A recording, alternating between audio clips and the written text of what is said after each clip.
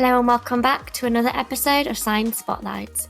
In this episode, Vanessa Process, an R&D scientist at Covaris, will highlight how their truCOVER library preparation workflow, including its low-input DNA amplification module, enables unbiased nucleic acid fragmentation in a single-vessel whole-genome sequencing library prep solution.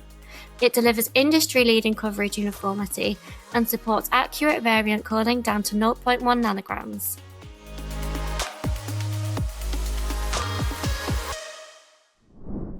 Hi Vanessa, thank you so much for joining us. So to get started, could you tell us a bit about yourself and the work you've been doing? So my name is Vanessa Process, and I'm a scientist too in the R&D department at Covaris. I've been at Covaris for 10 years, working from product development of our shearing protocols of our instruments to development of our FFPE extraction kits, and most recently for next generation development, including our kit development and also involved in the data analysis. Great, thank you. That sounds really interesting. I look forward to hearing more in your presentation. Today, I'm going to share data from our recent poster that was presented at this year's American Society of Human Genetics conference. This poster showcases our new product offering at Covaris. This is a new library preparation kit for DNA that is optimized for NGS workflows, particularly for low input samples. We've built on the precision of our AFA, Adaptive Focused Acoustics, mechanical shearing to create a complete streamlined solution from extracted DNA to libraries that are ready to be sequenced. Our library kit has many benefits. AFA shearing delivers reliable performance across diverse sample types, including blood, saliva, and cultured cells. Requiring zero protocol adjustments between samples, this allows mixed sample types to be run in the same prep.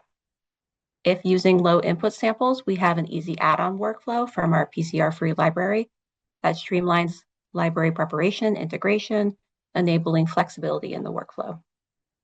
The highly consistent, reliable performance reduces the need for optimization experiments and minimizes costly sequencing repeats, saving labor, reagents, and overall sequencing expenses. Here is an illustrated workflow using the truCOVER kit. The workflow begins with our AFA shearing using a single optimized protocol that works for a variety of sample types. After end repair, A-tailing, and ligation of the adapters, we have optimized a cleanup that ensures that fragments going into the sequencer cluster to produce a robust sequence insert size. Then for low input samples, there is an addition of PCR amplification and a final cleanup step. Once finished, the libraries are ready for quantification and pooling. The three sample types we used were Coriell NA12878, a human reference control, and two bacterium species with different genomic GC content. For each sample type, different input amounts utilizing varying number of PCR cycles were used in order to generate enough library yield for sequencing, and included a no amplification condition at the highest input of 50 nanograms down to 0.1 nanograms with 12 cycles of amplification. Quantification was performed using the fluorometric-based qubit assay, and due to our workflow optimizations, we have found that we can reliably pool samples using qubit data alone, replacing the more time-consuming qPCR quantification method. Here are the resulting truCOVER library yields across the three diverse sample types with varying input amounts. The red dashed line at 2 nanomolars represents the standard yield requirement for pooling Illumina libraries for sequencing. All amplified libraries generated enough library for sequencing. The same number of PCR cycles yielded similar library concentrations across the different sample types shown here by comparing the colors between the graphs. This demonstrates unbiased performance that is not related to the sample. Users can easily optimize the number of PCR cycles to reliably meet their exact requirements for yield. We sequence all of those libraries on either a Illumina NextSeq 2000 or NovaSeq X Plus. One important metric we analyzed was the performance at both high and low GC content. The graph on the left shows the percent GC of the sequenced reads between the two bacteria and varying input amounts shown by the different colored lines. The graph on the right is looking at the normalized coverage for human NA12878 across clinically relevant genes using Illumina's TruSight Oncology 500, known as the TSO 500 list, and correlating the normalized coverage relative to the GC content of the different genes. Both of these graphs show the same results. across different input amounts with no amplification to 12 cycles of amplification. No significant GC bias was observed.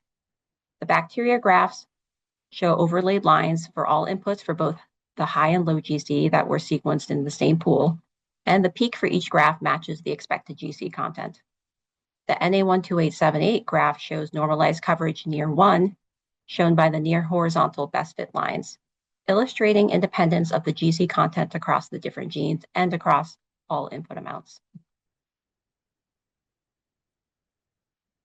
Uniformity is another metric that we analyze in order to ensure we aren't over or under sequencing regions when going down to low inputs. This is observed when looking at the coverage across the human chromosomes shown here. Each dot represents a 1 megabase window along the HG38 human reference. When looking at the coverage across the human genome for NA12878, truCOVER shows similar uniform performance when looking between the input amounts. When looking at the overall region coverage across all different input amounts, the coefficient of variability used as a measurement of uniformity is consistent. With 0.1 nanograms, which correlates to about 16 human cells, the data generated a resulting coverage of 7.7x across the genome, illustrating high efficiency from the workflow. In the end, variant calling accuracy is the most important when analyzing sequencing data. We benchmark truCOVER's performance against other amplification kits, including those utilizing either mechanical or enzymatic fragmentation.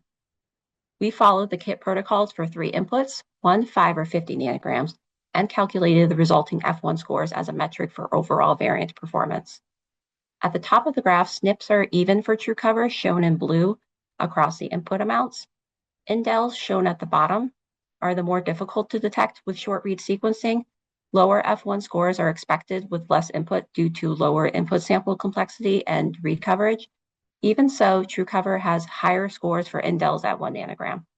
The results here show that for both SNP and indel variants, truCOVER performance is the most consistent across the input amounts compared to the other amplification kits. In closing, the truCOVER workflow provides a complete, robust, and cost-effective solution that enables high accuracy sequencing data from low inputs. And the data shown today shows how this is partly due to the coverage uniformity and decrease in GC bias. Great, thank you. I thought it was really impressive to see how consistent the workflow is across sample inputs. So how does this capability expand the reach of AFA and truCOVER into applications such as single-cell genomics or metagenomics? The challenge of single-cell applications is the scarcity of starting material. It is common to only have picograms of DNA material available. Our workflow provides the sensitivity to go down to this amount of DNA. For metagenomics, you are sequencing complex samples, which includes mixing samples with diverse genomic contents. I showed with the data how truCOVER has no amplification bias across a spectrum of samples with varying GC contents when pulled together. This is important for accurately detecting the microbial species in a sample. I'm also curious about the role of AFA shearing itself. How does it contribute to maintaining coverage uniformity and minimizing GC bias even at very low input levels? The critical advantage of the AFA shearing is its unbiased fragmentation of the DNA, and this is at the very start of the truCOVER workflow, so dictates what fragments are going into the library prep. By looking at the read coverage across different regions, whether it is the genome-wide bins or target regions, the read coverage is consistent and even. This confirms that all regions of the starting DNA are fragmented and represented equally in the library. Another set of data not shown in my presentation today is the analysis of the nucleotide base composition of the sequenced reads and looking at the read ends where AFA shearing occurs. Unlike enzymatic fragmentation methods, we observed an unbiased base composition profile that aligns more with the expected bases across the genome. So, looking at the bigger picture, what does being able to maintain accurate variant calling at 0.1 nanograms enable in practice? High accuracy is maintained even at low inputs because the truCOVER workflow is optimized across important sequencing metrics to reduce false positives and negatives. This allows for sequencing challenging samples by ensuring uniform coverage, consistent insert sizes, reduced amplification bias during PCR, and preserving library complexity. The workflow ensures the highest quality data across a wide range of inputs, including those low input samples. Amazing. Well, it's clear it can make a really meaningful difference in practice. Vanessa, thank you so much for sharing your work with us today. It's been really interesting. Thank you. Thank you for joining us for another episode. This episode was brought to you by Covaris, a PerkinElmer company, who develop advanced multi-omics workflow solutions powered by Adaptive Focused Acoustics for high-quality downstream analysis, even from challenging or ultra-low volume inputs. To learn more, check out the links in the description, and don't forget to like and subscribe to stay up to date with our latest releases.